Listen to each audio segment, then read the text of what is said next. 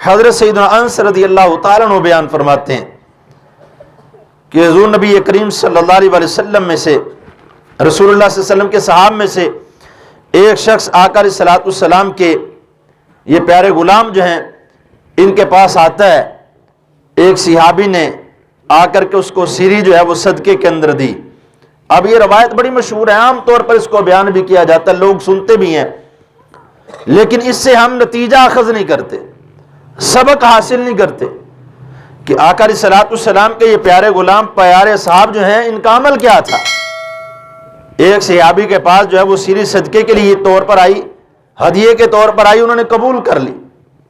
جب وہ گھر کے اندر دے کر چلے گئے نا، تو جس صحابی کو دے کر گئے تھے انہوں نے سوچا یار مجھ سے زیادہ ضرورت مند میرا ہمسایہ ہے، فلاں صحابی ہے. انہوں نے اس سیری کو اٹھایا اور اس کا گوشت جو ہے وہ اپنے دوسرے صحابی ساتھی کے گھر کے اندر بھیج دیا. جب وہ دوسرے کے پاس گیا انہوں نے سوچا اس کا مستحق تو ہے مجھ سے زیادہ تیسرا صحابی ہے. انہوں نے اٹھایا تو تیسرے صحابی کے گھر بھیج دیا، پھر انہوں نے اٹھایا چوتھے صحابی کے گھر بھیج دیا، حتیٰ کہ یہ سیری کا گوشت چلتے چلتے واپس اسی صحابی کے گھر کے اندر پہنچا جس کے اندر سب سے پہلے آیا تھا. جس کے گھر کے اندر سب سے پہلے یہ گوشت آیا تھا اس کے گھر کے اندر یہ واپس پلٹ آتا ہے، یہ سیری واپس پلٹ آتی ہے. تو یہ صحابہ کرام علیہ مردوان کا عمل کس لیے تھا؟ کیا وہ کھانا نہیں چاہتے تھے؟ وہ یقیناً کھانا چاہتے تھے، لیکن خود پر دوسرے صحابی کو ترجیح دیتے ہوئے عمل کر کے بتایا کہ دیکھو ہم نے ایک دوسرے پر ترجیح دی تو جس کے نصیب میں تھی پھر خالق کائنات نے دوبارہ اسی کے گھر کے اندر اس کو پلٹا دیا ہے. اپنے نصیب کے سوا تو کوئی بندہ نہیں نہ کھا سکتا، لیکن ہم تو اس بات پر بھی اعتقاد نہیں رکھتے اتنا کہ ہمارا نصیب ہم کو ملے گا. ہم تو کہتے ہیں نہیں، نصیب بھی چھین کر حاصل ہوگا. کسی سے جب تک ڈاکہ نہ ڈالیں گے ہمیں نصیب ملنے والا نہیں ہے، جب تک دھوکہ نہ کریں گے نصیب ملنے والا نہیں ہے.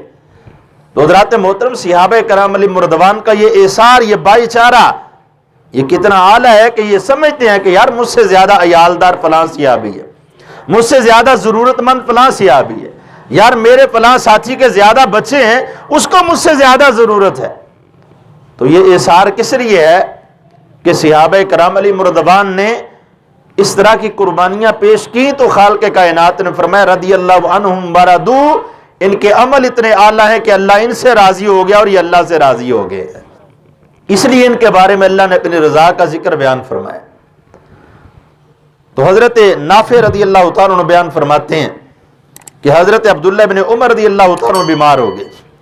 ان کی یہ خواہش تھی چونکہ جب کوئی بندہ بیمار ہوتا ہے تو بیماری کی حالت میں اس کا مختلف پھل کھانے کو دل کرتا ہے، مختلف چیزیں کھانے کو دل کرتا ہے.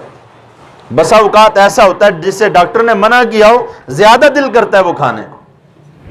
تو حضرت عبداللہ بن عمر رضی اللہ تعالیٰ عنہ کا انار کھانے کو دل چاہا. اپنی بیوی سے کہا کہ اے میرے زوجہ ایسا کرو نا کہ ایک انار منگواؤ. انہوں نے انار منگوایا، جیسے اس کو چھیلنے کے لیے بیٹھی تو دروازے پر سائل آ گیا.